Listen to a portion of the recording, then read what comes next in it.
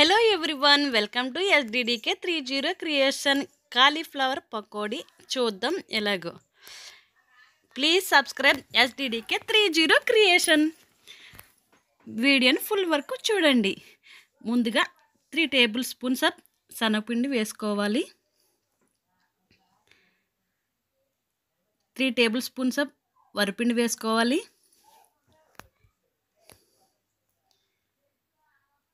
Half table spoon salt వేసుకోవాలి. 3 table spoons కారం వేసుకోవాలి. చిటికెడు పసుపు వేసుకోవాలి. అల్లం వెల్లుల్లి పేస్ట్ వేసుకోవాలి.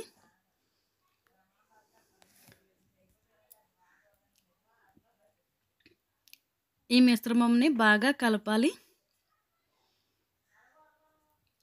వరిపిండి వేసుకోవడం వల్ల క్రిస్పీగా ఉంటుంది.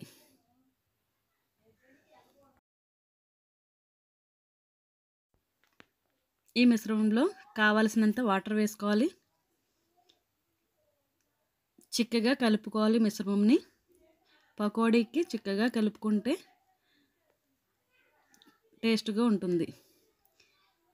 చిటికెడు ఫుడ్ కలర్ వేసుకోవాలి. ఇది ఆప్షనల్ మాత్రమే. ఇది రెస్టారెంట్ స్టైల్లో చేస్తున్నాం కనుక ఫుడ్ కలర్ వేస్తున్నాం. ఈలోగా ముందుగా కట్ చేసి వేడి నీటిలో వేసి ఉంచుకున్న కాలీఫ్లవర్ ముక్కలను తీసుకోవాలి. వాటిని ముందుగా కారం ఉప్పు శనగపిండి మిశ్రమంలో వేసి బాగా కలపాలి.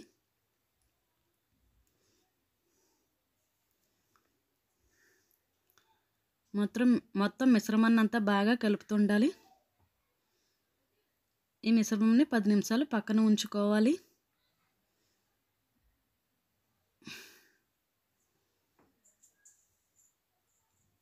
కాలీఫ్లవర్కు కారం ఉప్పు మిశ్రమం బాగా పట్టిన తర్వాత ఒక కడాయిలో డీప్ ఫ్రైకి సరిపడా ఆయిల్ వేసుకోవాలి. ఆయిల్ మరిగిన తర్వాత ముందుగా తయారు చేసి ఉంచుకున్న మిశ్రమంని ఈ మరుగుతున్న ఆయిల్లో విడిగా పీసెస్గా వేసుకోవాలి.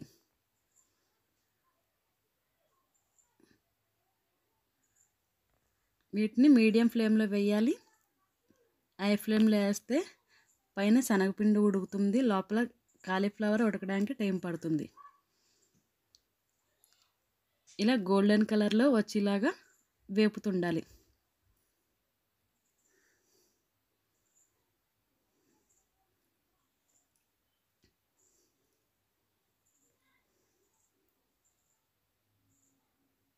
గోల్డెన్ కలర్ వచ్చిన తర్వాత ఈ మిశ్రమంని ఒక ప్లేట్లోకి తీసుకోవాలి.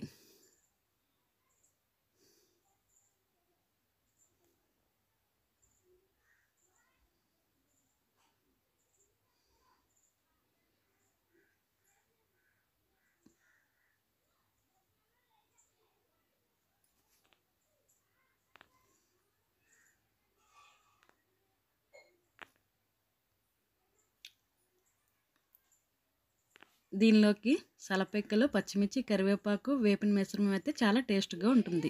ఈ పకోడీ వేపిన తర్వాత వేరుశనగ గుళ్ళను కూడా అదే ఆయిల్లో వేపుకోవాలి.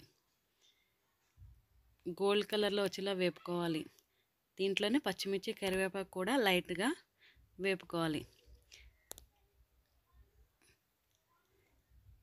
ముందుగా తయారు చేసుకున్న పకోడీ మిశ్రమంలో ఈ వేపిన పచ్చిమిర్చి, కరివేపాకు, వేరుశనగ గుళ్ళను కూడా వేసుకొని బాగా కలపాలి. కాలీఫ్లవర్ పకోడీ తయారైంది.